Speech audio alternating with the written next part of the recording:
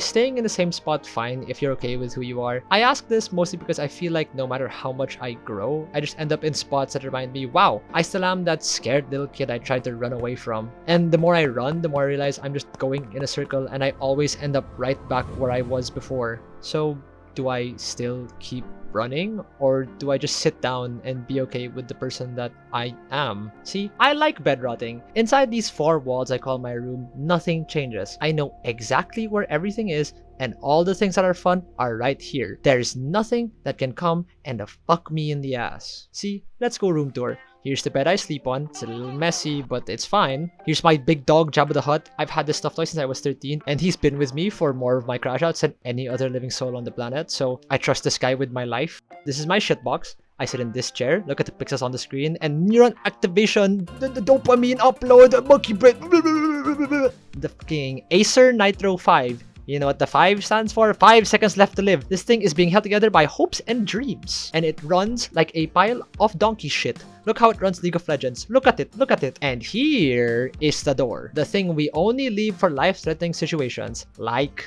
needing to eat. The weekly stroll, or the God-forsaken. I used to say, I hate people, but really, I hate the concept of people more than people themselves. I don't think that makes sense. Okay, hold on. Like, I hate the feeling of dread I get when I walk into a room full of people I don't know, especially ones I'm expected to interact with. Like, I can't even manage to be normal around one person. What more a whole crowd, bro? I'm not doing that. And apparently, this isn't normal. People don't experience like a low hum of fear, singing weight into your bones, so you feel like you're being pressed together by the tightening grip of existing in a shared space. Like, what? And I thought, you know what? Fuck it. I'll eventually grow out of it. This is just a small boy being scared, and one day he'll find people and they'll teach him how cool it is to be around other human beings. Yay, yippee, whatever. Well, guess what, bucko? That already happened, and you're still afraid of people. You found out that people are what makes life worth living, that when you find people you actually like, fear gets flipped and you're in a state of content for a few hours you get to spend with them. And yet, you're still scared shitless to go out and meet them. Fucking loser boy. I don't know what it is, dude. Maybe it's irrational fear that everybody actually hates me, or that I've never deserved anything I've ever gotten. But what I do know is people still scare me, and just maybe that'll never change.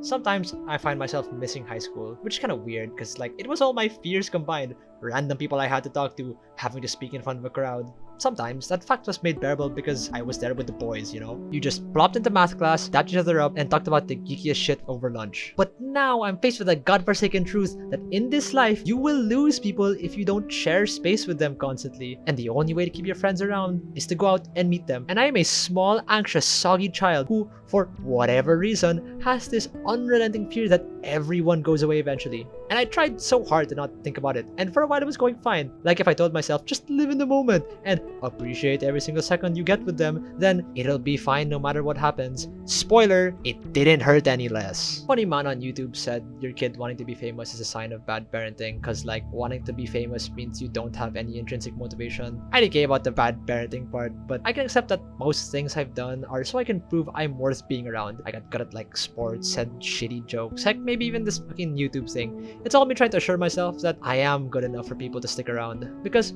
for some odd reason, I think if I just show everyone that I'm the best, the most like entertaining, interesting person around, then maybe I wouldn't have to ask them to stay.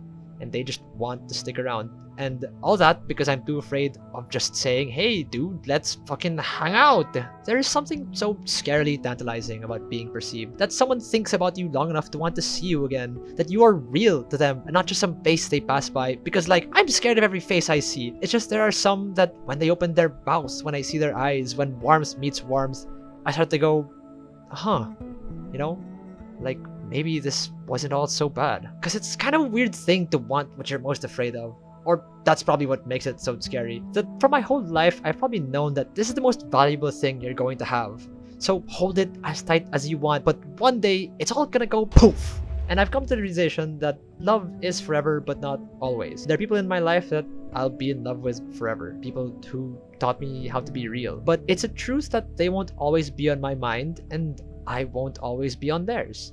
Because life fucking happens. You graduate high school or college, or you move jobs or cities or countries, or you move on from the person that you were and become someone almost unrecognizable to the kid that they used to play Super Smash Bros. Against. But every once in a while, you remember, yeah, we used to do that, didn't we? Like, I wonder if you still made Mars, if you still like cheese in your fries, if you still remember all the little things that you learned from being together, and maybe you'll give him a call or make plans to meet up, or maybe you'll just smile and be content with the memories, or maybe, randomly, you'll see each other and you'll catch up for a sec, and for a few minutes, it'll feel like old time. Like, this was the kid you hit in the head with a Nerf dart, and we'll all laugh at jokes we can't make to anyone else because they were built out of time and innocence, and then you'll go your separate way and just hope that life brings you back together again.